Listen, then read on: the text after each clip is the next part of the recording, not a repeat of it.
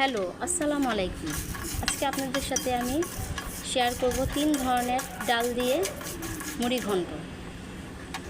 প্রথমে আমি পেঁয়াজগুলো ভালো করে ভেজে নেব। ভেজে নেওয়ার পর এর সাথে অ্যাড করব আমি আদা রসুন। তারপরে অ্যাড করব হলুদের গুঁড়ো, মরিচের গুঁড়ো সামান্য এবং ধনিয়া গুঁড়ো এবং লবণ পরিমাণ মতো আমি অ্যাড করব। সাথে একটু পানি দিয়ে ভালো করে কষিয়ে নেব, ঢাকনা দিয়ে ঢেকে দেব। এরপরে আমি ভালো করে কষানো হলে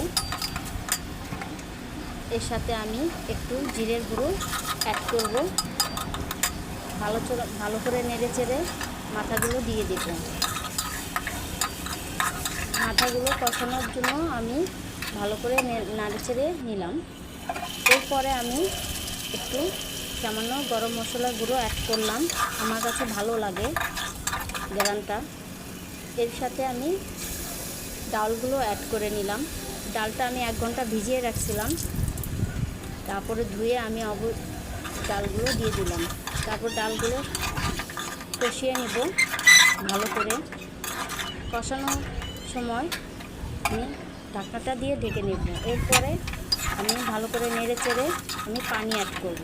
এর সাথে পানি দিয়ে আমি ভালো করে সিদ্ধ হতে দিয়ে দেব ডালটা। দেখব এখন সিদ্ধ হয়েছে কিনা। ভালো করে নেড়ে চেড়ে আমি অবশ্যই দেখব। এরপরে আমি লেবু পাতা অ্যাড করব, কারণ লেবু পাতার গ্রানটা খুবই ভালো লাগে, আপনারা অ্যাড করে দেখবেন। এরপরে আমি বাগার দিয়ে দিলাম। দেখুন কালারটা কি সুন্দর আসছে, আমার কাছে খুব ভালো লাগছে। ডালটা অলরেডি সিদ্ধ হয়ে গেছে।